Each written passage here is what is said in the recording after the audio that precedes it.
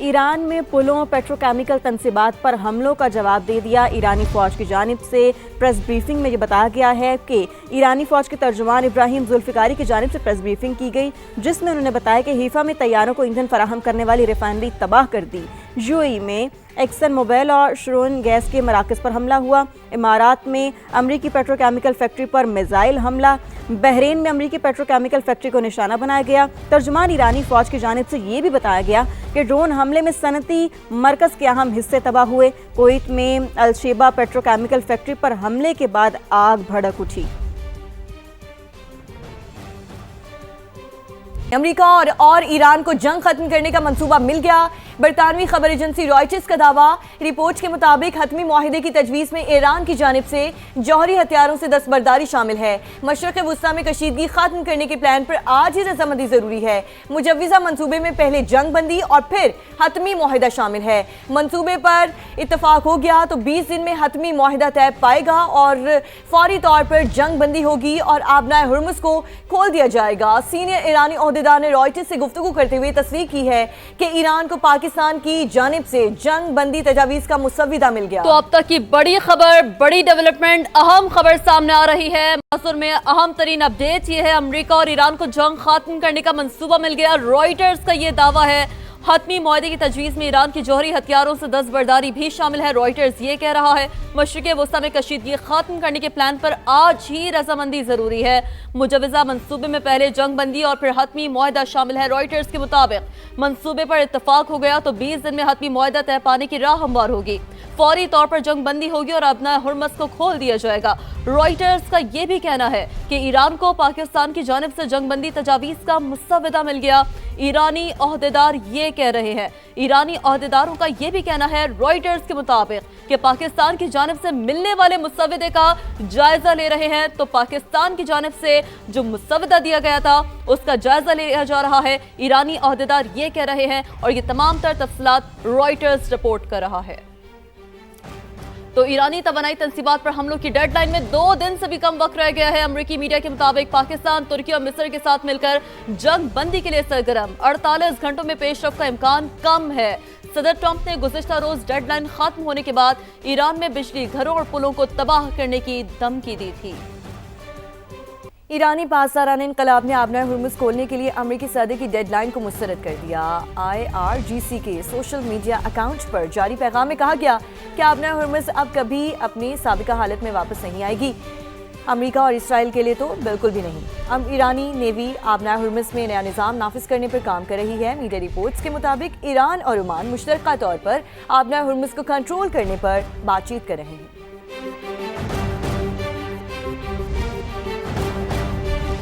Iran को जंग बंदी पर मजबूर करने के लिए अमेरिका और इसराइल ने हमले तेज कर दिए। बमबारी में शहीद होने वाले शहरियों की तादाद 34 हो गई। ईरानी मीडिया के मुताबिक तेहरान में मुतादिद मकामात पर बम गिराए गए। 6 बच्चों समेत 30 शहरियों ने जामे शहादत नोश किया। कुम में 5 और साहिली शहर बंदर नंगा में 6 शहरी अमरीकी और सिहूनी सिफाकियत का निशाना बने। तेहरान की शरीफ यूनिवर्सिटी पर भी बमबारी की गई, जिससे इमारत को शदीद नुकसान पहुंचा। बैरूत में रिहायशी इमारत पर हमले में 8 अफराद शहीद और 55 जख्मी हो गए। ईरान का भरपूर जवाबी वार, इसराइल पर मिसाइलों की बारिश कर दी। हेफा में कई अहम तंसीबात मलबे का ढेर, 4 इसराइली हलाक, मुतादिद जख्मी। तल अबीब में 15 मकामात पर ईरानी मिसाइल अहदाफ पर गिरे, 1 इसराइली जख्मी। कई इमारतें तबाह हो गईं। वाटर लाइन फटने से पानी घरों में दाखिल हो गया। जगह जगह धुआं के बादल। मुत्तहिदा अरब अमारात के शहर अल फुजैरा में टेलीकॉम बिल्डिंग पर ड्रोन हमला किया गया। अमाराती फोर्सेस ने अबू धाबी में इंडस्ट्रियल जोन पर मिसाइल हमला नाकाम बना दिया। मलबा गिरने से इलाके को नुकसान पहुंचा। सऊदी अरब में भी 2 ड्रोन्स मार गिराए।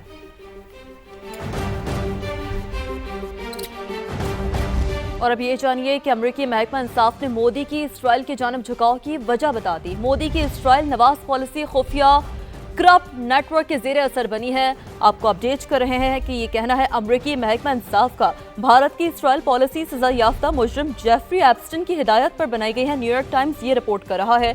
जेफरी एप्स्टन ने भारत की इसराइल पॉलिसी में स्ट्रेटेजिक झुकाव की तजवीज़ दी है। न्यूयॉर्क टाइम्स के मुताबिक तजवीज़ में व्हाइट हाउस की हिमायत लेने के लिए $2 अरब का असलहा और इंटेलिजेंस की खरीदारी बढ़ाना था। जेफरी एप्स्टन और भारतीय ताजर अनिल अंबानी का गठजोड़ बेनकाब हो चुका है।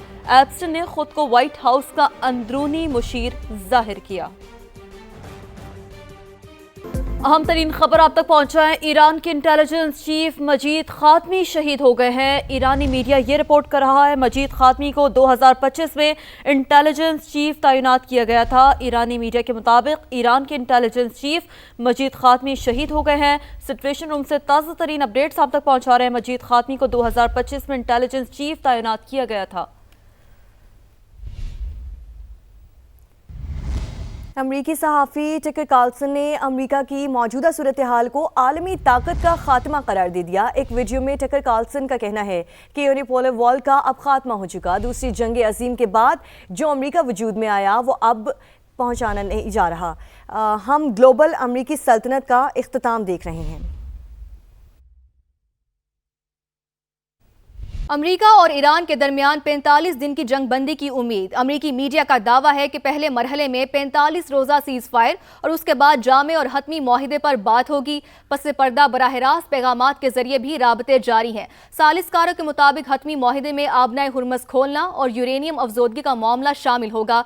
जंग बंदी की कोशिशों में इलाकाई ममालिक भी शामिल है, जिनमें पाकिस्तान सरे फहरिस्त है। इसी अहम मामले पर बात करने के लिए हमारे साथ मौजूद हैं दिफाई तज्जियाकार डॉक्टर मरियम फातिमा साहिबा। डॉक्टर मरियम साहिबा, बहुत शुक्रिया आपके कीमती वक्त का। ये कहिएगा कि जंग के ये शोले बुझते नजर आ रहे हैं और क्या आपको ये मुआहिदा होने की कितनी उम्मीद नजर आ रही है? बहुत शुक्रिया, आपने मुझे चैनल पे मदऊ किया। सबसे पहले हमें ये मद्देनजर रखना होगा कि इस वक्त जो है जो पार्टीज हैं जो इस जंग में मौजूद हैं, यूएस, इजराइल विज़ावी ईरान, इन सब के अहदाफ क्या थे और उस अहदाफ का हसूल किस लेवल तक मुमकिन हो सका है इन पार्टीज के लिए। जहां तक हम ईरान की बात करते हैं तो ईरान पर तो जंग मुसल्लत की गई। अमेरिका और इसराइल की अगर हम बात समझें तो उन लोगों ने जंग स्टार्ट की। उनका ख्याल था कि बहुत quickly over the course of a weekend वो लोग जो है अपने अहदाफ हासिल करने में कामयाब हो जाएंगे और डिकैपिटेट करेंगे उनकी जो हाई कमांड है, और उसके बाद जो है वो पलट जाएंगे और फिर ईरानी अवाम जो है वो स्ट्रीट्स में निकल आएंगे and then they will topple the entire IRGC, entire supreme leader की जो गवर्नमेंट है और जो पूरी इस्लामिक रिजीम है उसको। ऐसे नहीं हो सका। साथ ही साथ अमेरिका की जो एक उसकी प्रेस्टीज थी उसको भी जो है डैमेज हुआ है। साथ ही जो इसराइल है उसके अहदाफ भी नहीं कंप्लीटली जो है वो हासिल कर सके, रिजीम भी बाकी है और ईरान ने स्ट्रेट ऑफ होर्मुज़ भी बंद कर दिया है। और साथ ही हमें ये समझना पड़ेगा कि ईरान ने अपना बैलिस्टिक मिसाइल भी नहीं प्रोग्राम भी नहीं गिव अप किया, न्यूक्लियर प्रोग्राम भी नहीं गिव अप किया। अब जो है नेगोशिएशंस या सीज फायर के जो मरहले पे बात आती है तो ईरान को बेसिकली ट्रस्ट डेफिसिट है विज़ावी यूएस, क्योंकि 2 दफा उनको जो है बैकस्टैप किया गया है during the course of negotiations. तो ये बार बार की जो फेल्ड नेगोशिएशंस है, मेरा ख्याल है ईरान जो है अब इस किस्म की किसी भी एक और एडवेंचरिज्म के लिए तैयार नहीं है और ईरान जो है उसका एक ही मकसद है इस जंग का वंस फॉर एन ऑल खात्मा। तो ये सब जब तक ईरान के पॉइंट पर जब तक ये लोग नहीं आ जाते तो तब तक मेरा ख्याल है जंग कंटिन्यूड रहेगी। सबसे इम्पोर्टेंट पॉइंट ये है कि ट्रम्प साहब जो है वो अनस्टेबल हैं और उनके ऊपर ट्रस्ट नहीं किया जा सकता। वो एक तरफ 15 पॉइंट पीस प्रपोजल दे रहे थे, दूसरी तरफ जो है खार्ग आइलैंड के ऊपर जो है बूट्स ऑन ग्राउंड उतारने की बातें कर रहे थे। तो इस सारी सूरत हाल के पेश नज़र से मेरा ख्याल है ईरान का जो है वो शदीद जो है ट्रस्ट डेफिसिट है और वो किसी भी ऐसे पॉइंट पर राजी नहीं होगा जहां बार बार उसको जो है एस्केलेट करके किसी एक नए कॉन्फ्लिक्ट की तरफ धकेला जाए। हर 6 महीने के बाद उन पर हमला हो जाता है। कभी उनके इंटरनल जो ग्रुप्स हैं उनको असलहा दे देकर जो है गवर्नमेंट के खिलाफ वायलेंस और प्रोटेस्ट करने पर उकसाया जाता है। और ये सारी सूरत हाल के पेश नज़र आप समझिए कि ईरान का हदफ है कि वो अपनी सेंटिटी, इंटेग्रिटी, अपनी सॉवरेनिटी को इंश्योर करे और आने वाले दिनों में इंड्योर करे। बिल्कुल तो ईरान का जो जैसे कि आप अभी ये कह रही हैं है कि ईरान की स्ट्रेटजी तो डिफरेंट है, उस पर भी हम बात करते हैं। जैसे कि आप कह रही हैं कि ट्रंप के ऊपर एतमाद बिल्कुल भी नहीं है, ना ही ईरान का। और अगर अब हम देखते हैं तो अमेरिका के अंदर से ही आवाज़ें उठ रही हैं सदर ट्रंप के खिलाफ। खुदा न खास्ता अगर मुआहिदा नहीं होता और सीज फायर नहीं होता तो क्या ट्रंप के खिलाफ मुआवजा हो सकता है? देखिए, मुझे तो इंटरनल मामलात अमेरिका की मेरी समझ से बाहर हैं। जिस तरह का उनका अभी एक प्रेसिडेंट के ऑफिस में एक शख्सियत मौजूद है जिस किस्म के वो अल्फाज इस्तेमाल करते हैं, अनडिप्लोमेटिक और पॉलिटिकली इनकरेक्ट इस्तेमाल करते हैं अल्फाज। कल उनकी जो ट्वीट्स थी वो हम सब ने देखी हैं, किस किस्म की वो एक ह्यूमिलिएटिंग जो है अल्फाज का चुनाव है। मेरा ये ख्याल है कि कोई भी प्रेसिडेंट ऑफिस में नहीं तब तक सरवाइव कर सकता यूएसए के अंदर जब तक यूएस एस्टैब्लिशमेंट उसकी बैक पर ना हो। तो क्या ये जो ट्रम्प साहब हैं ये सिर्फ एक फ्रंटमैन के तौर पर हैं या नहीं है, ये एक बहुत इंपॉर्टेंट पॉइंट है जिसके ऊपर मैं बार बार गौर करती हूँ और जिसका जवाब मुझे अभी तक नहीं मिल सका। हाँ, अमेरिकन अवाम के लिए जाहिर है एक दुख का मकाम इसलिए है कि वो जिस डेमोक्रेटिक इंक्लूसिव ह्यूमन राइट्स से रिलेटेड जो उनका एक स्टैंड था और जितना वो अपने गवर्नमेंट को ट्रस्ट करते थे कि वो हमेशा एक प्रिंसिपल स्टैंड के लिए खड़ी होगी, वो सब का सब जो एक चाहे वो सिलेक्टिवली खड़ी होती थी लेकिन एक फसाड था जो उन्होंने क्रिएट किया था, वो बहुत बुरी तरह क्रम्बल कर गया है, वो टूट फूट का शिकार है। बिल्कुल। और अमेरिकन अवाम इस वक्त इस जंग को जो है अमेरिका की जंग नहीं समझ रहे बल्कि वो इजराइल की जंग समझ रहे हैं। एंड साथ ही साथ अमेरिका के अपने अंदर से इंस्टीट्यूशनल वॉइसेस आ रहे हैं, जैसे उनकी काउंटर टेररिज्म डिपार्टमेंट के हेड थे, उन्होंने रिजाइन किया और उनको ईरान की जंग के ऊपर जो है वो एतराज़ात थे। और साथ ही साथ CIA के अंदर से भी ऐसे आवाज़ें उठी हैं जिसमें ये समझ में आती है कि Iran was not posing any immediate threat to US। तो इसलिए ये जो तमाम जंग की शुरुआत थी ये अमेरिकन अवाम के फेवर में नहीं थी। हाँ, एक कोई भी अगर एक कोई ऐसा ग्रुप है जो कि पीछे है और उसको बैकिंग मौजूद है, प्रेसिडेंट ट्रम्प को उनकी वहाँ पर ये सारी जंग स्टार्ट करनी पड़ी, तो एनीवेज उसके यही नताइज हैं हमारे सामने कि अमेरिका जो है वो अपने ऑब्जेक्टिव्स के हुसूल में नाकाम रहा। अमेरिका अपने अमेरिका जो ऑब्जेक्टिव्स है के वो हुसूल में एग्जॉस्ट हो गई। नाकाम रहा है। साथ ही साथ अमेरिका की जो एक उसकी प्रेस्टीज थी उसको भी जो है डैमेज हुआ है। साथ ही जो इजराइल है उसके अहदाफ भी नहीं कंप्लीटली जो है वो हासिल कर सके, रिजीम भी बाकी है और ईरान ने स्ट्रेट ऑफ होर्मुज़ भी बंद कर दिया है। और साथ ही हमें ये समझना पड़ेगा कि ईरान ने अपना बैलिस्टिक मिसाइल भी नहीं प्रोग्राम भी नहीं गिव अप किया, न्यूक्लियर प्रोग्राम भी नहीं गिव अप किया। अब जो है नेगोशिएशंस या सीज फायर के जब मरहले पे बात आती है तो ईरान को बेसिकली ट्रस्ट डेफिसिट है विज़-अ-वी US, क्योंकि 2 दफा उनको जो है बैकस्टैप किया गया है during the course of negotiations. तो ये बार बार की जो फेल्ड नेगोशिएशंस है, मेरा ख्याल है ईरान जो है अब इस किस्म की किसी भी एक और एडवेंचरिज्म के लिए तैयार नहीं है और ईरान जो है उसका एक ही मकसद है इस जंग का वंस फॉर एन ऑल खात्मा।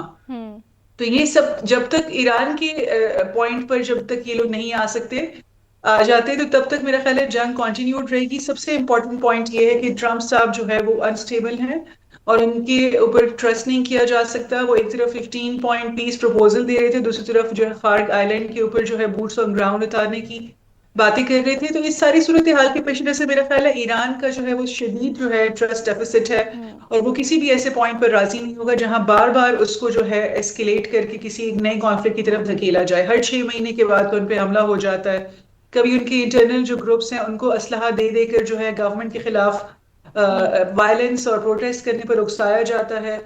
और ये सारी सूरत हाल के पेश नज़र आप समझिए कि ईरान का हदफ है कि वो अपनी सेंटिटी, इंटेग्रिटी, अपनी सॉवरेनिटी को इंश्योर करे और आने वाले दिनों में इंड्योर करे।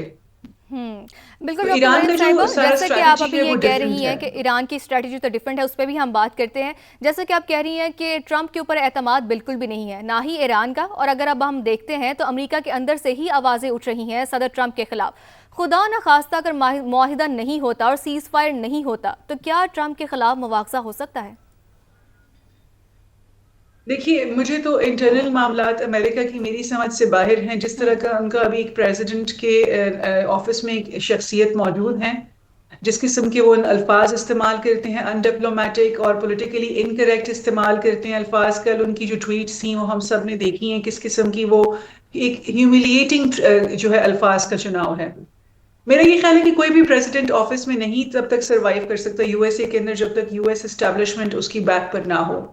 तो क्या ये जो ट्रम्प साहब हैं ये सिर्फ एक फ्रंटमैन के तौर पर हैं या नहीं है, ये एक बहुत इंपॉर्टेंट पॉइंट है जिसके ऊपर मैं बार बार गौर करती हूँ और जिसका जवाब मुझे अभी तक नहीं मिल सका। हाँ, अमेरिकन अवाम के लिए जाहिर है एक दुख का मकाम इसलिए है कि वो जिस डेमोक्रेटिक इंक्लूसिव ह्यूमन राइट्स से रिलेटेड जो उनका एक स्टैंड था और जितना वो अपने गवर्नमेंट को ट्रस्ट करते थे कि वो हमेशा एक प्रिंसिपल स्टैंड के लिए खड़ी होगी, वो सब का सब जो एक चाहे वो सिलेक्टिवली खड़ी होती थी, लेकिन एक फसाड था जो उन्होंने क्रिएट किया था, वो बहुत बुरी तरह क्रम्बल कर गया है, वो टूट फूट का शिकार है। बिल्कुल। और अमेरिकन अवाम इस वक्त इस जंग को जो है अमेरिका की जंग नहीं समझ रहे, बल्कि वो इसराइल की जंग समझ रहे हैं। एंड साथ ही साथ अमेरिका के अपने अंदर से इंस्टीट्यूशनल वॉइसेस आ रहे हैं, जैसे उनकी काउंटर टेररिज्म डिपार्टमेंट के हेड थे, उन्होंने रिजाइन किया और उनको ईरान की जंग के ऊपर जो है वो एतराज़ात थे। और साथ ही साथ CIA के अंदर से भी ऐसे आवाज़ें उठी हैं जिसमें ये समझ में आती है कि Iran was not posing any immediate threat to US।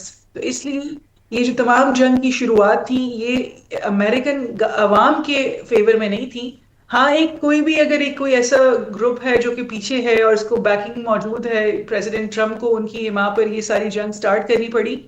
तो एनीवेज उसके यही नताइज हैं हमारे सामने कि अमेरिका जो है वो अपने ऑब्जेक्टिव्स के हुसूल में नाकाम रहा। अमेरिका अपने अमेरिका जो ऑब्जेक्टिव्स है के वो हुसूल में एग्जॉस्ट हो गया। नाकाम रहा